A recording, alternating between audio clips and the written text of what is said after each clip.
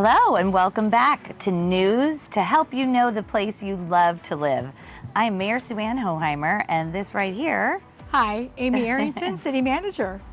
And we are here to give you another brief snippet of a meeting that you did not have to sit through last night of the Normandy Park City Council. Just a few brief highlights.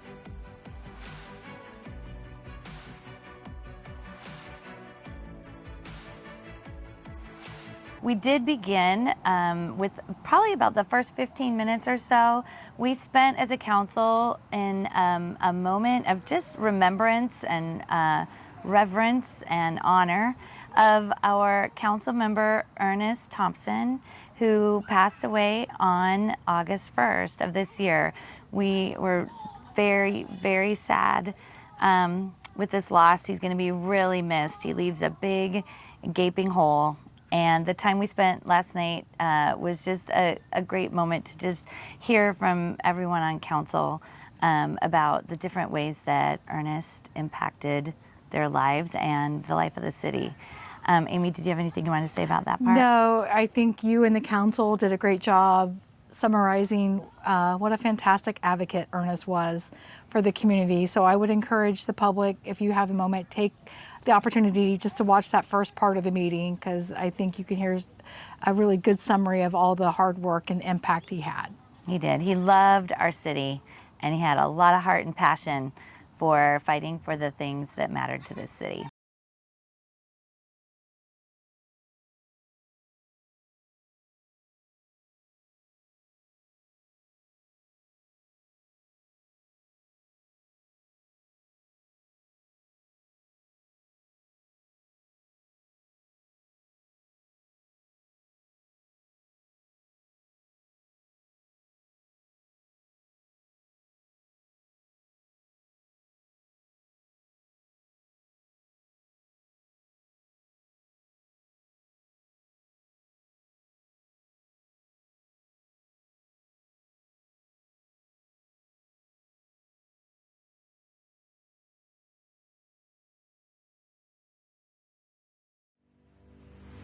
Next, we went on to discuss the vacancy that we currently have on the City Council.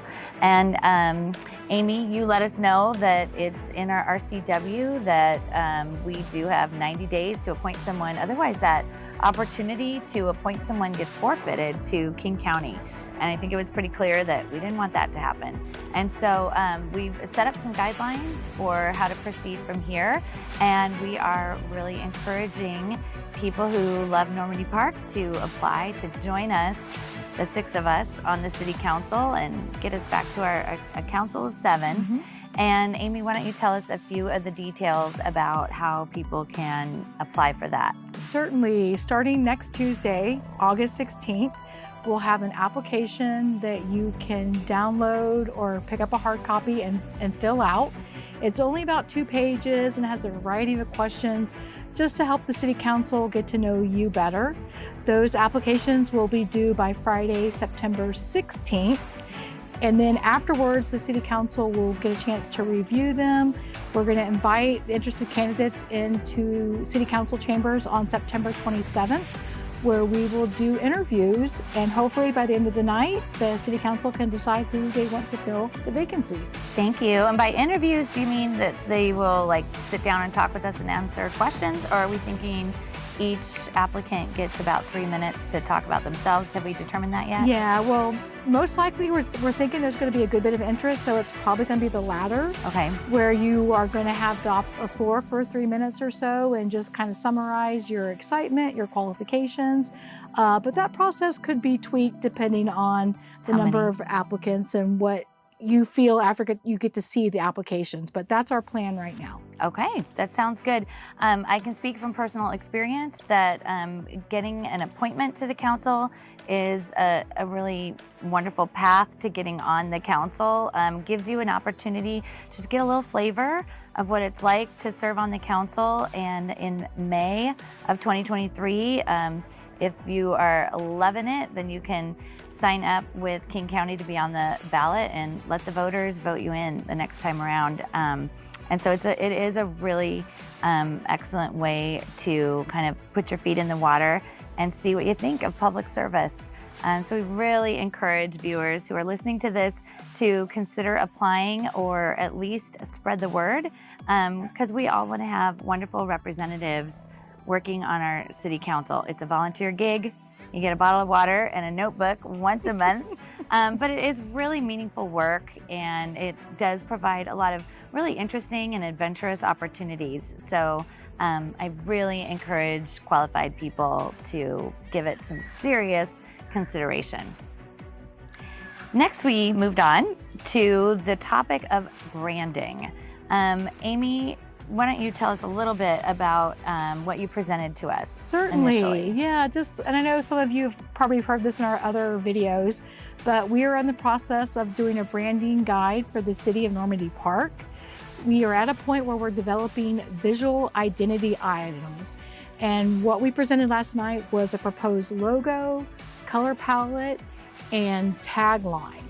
And that led to a really interesting discussion of the city council. It did. You know, the conversation kind of started around just a brief reminder maybe of like, what is branding and what is it compared to marketing? What's the difference? And really, branding is sort of bringing to the table the sense of who we are as a city. So it's all the effort involved in labeling and kind of coloring up this idea of who we are. We'd love to be able to show the world who we are in some kind of symbol and in a branding guide that gives us language that we can use and ways that we talk as a city, that really just gets us all on the same page of, yep, this is who we are. And then once we know that, once we have a way of identifying in a brief, concise way, this is who we are, then marketing can start at some point. Marketing is more the effort of taking who we are and putting it out there to the world in order to really connect with others over that idea. So this branding guide has been developed to a point. It's not finished yet. And last night, Amy, you were just wanting us as a council to kind of give the green light, go ahead, to go on to the next segment of the branding process. And we didn't quite get us there, did we? We did not, Okay. but we had some good feedback. Yeah, we did. And so we got a little slow down, and we're gonna do some kind of retooling of sorts, and see if we can get a little more consensus about this current phase of kind of the visual before we move on to the next section. Did I capture that? I think you did. Okay. All right. Then we moved on from there in our branding guide. Actually, let me say one more thing about that branding guide. I think we did all come to terms with the fact that something about water, something about trees, and maybe moonlight or sunlight, we're not sure, is something that definitely defines us as a city. Our tree-lined streets, our tree canopy really is something that a lot of people appreciate about Normandy Park. I know recently, as I've been out and about in the city, knocking on doors, talking to people, I've heard numerous comments about how people just love our trees and feel when they cross that tree-lined road that they've reached home. So I think we have consensus about that, and I'm looking forward to seeing how far we can get with some of the other items. I agree. All right, so finally, we wrapped up the night with a brief discussion about where to go from here regarding Proposition 1.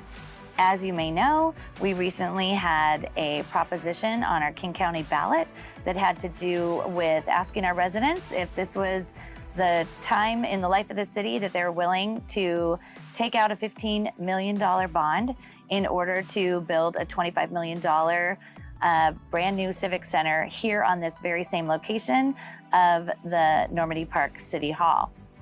And Amy, what were those results? Well, while not certified, we received about a 43% approval of this bond, which not only did not hit the majority mark, it did not hit the 60% mark that we had to achieve for approval.